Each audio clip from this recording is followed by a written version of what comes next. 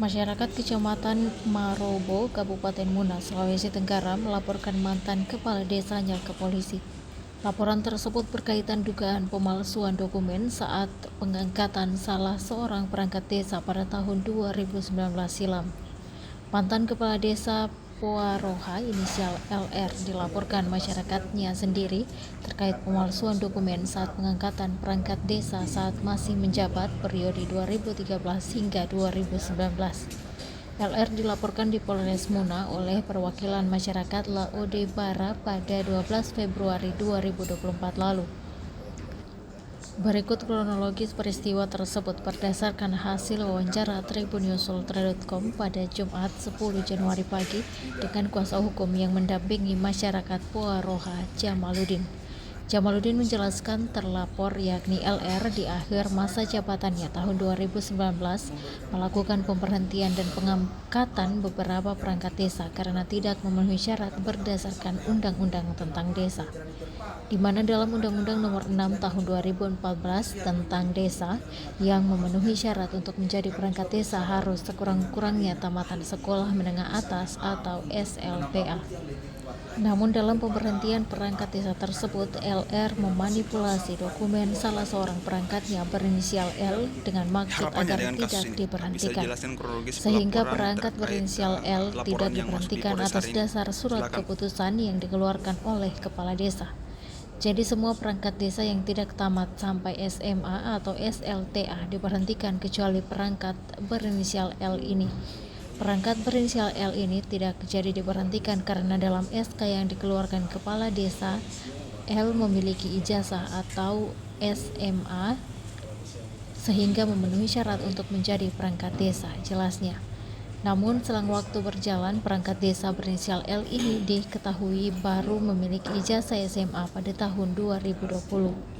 Hal ini diketahui oleh masyarakat saat L mencalonkan diri pada pemilihan kepala desa Poaroha, Kecamatan Marobo, se-Kabupaten pada tahun 2020.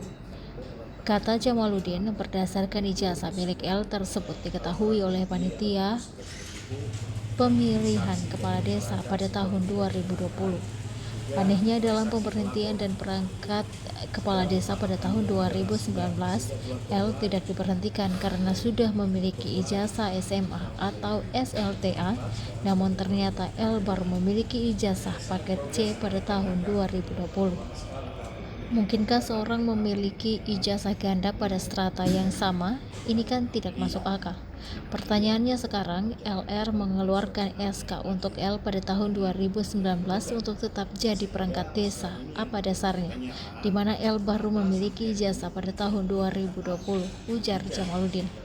Maka dari itu LR diduga kuat menggunakan jabatannya secara sewenang-wenang tanpa didasari dengan aturan yang jelas. Inilah yang membuat masyarakat merasa tidak adil atas keputusan mantan kepala desanya, sehingga mereka meminta pihak kepolisian untuk memeriksa LR terkait dengan pemalsuan data yang dilakukannya pada tahun 2019 lalu, pungkas Jamaluddin. Sementara rekan seprofesi Jamaluddin, sahabat menyayangkan atas kinerja kepolisian yang menangani kasus tersebut. Pasalnya sudah hampir genap setahun sejak dilaporkan pada 12 Februari 2024, belum ada progres dari laporan tersebut sampai saat ini. Sementara menurut sahabat, kasus ini bukan masalah yang rumit, cukup melakukan pencocokan data. Ini bukan kasus rumit, seharusnya polisi tinggal mencocokkan SK mantan kepala desa dan tahun terbit ijazah milik L, bebernya. Sementara itu, Kasat Reskrim Polres Muna AKP Laode Arsangka saat dikonfirmasi soal laporan ini, pihaknya sudah melihat dan memeriksanya. Iya, kita sudah periksa, singkatnya saat dikonfirmasi tribunnews.com. Hingga berita ini diterbitkan, tribunnews.com terus berupaya menghubungi mantan kepala desa tersebut. Februari tahun 2024, sekarang sudah Januari 2025.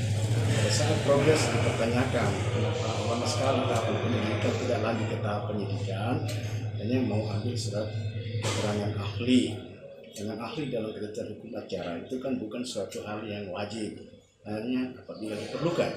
Nah, sehingga sekarang ini yang menjadi pertanyaan, kenapa sampai hari ini belum diajukan ke tahap penyidikan, sementara masyarakat Puaroa saat ini sudah ada keluh kesah, mereka resah karena satu dengan adanya mekanisme pengangkatan seperti itu. Puaroa ini sebenarnya tidak rumit karena masyarakat desa Puaroa ini memberikan bukti kepada kami, itu sudah 2 alat bukti yang kita serahkan kepada penyidik.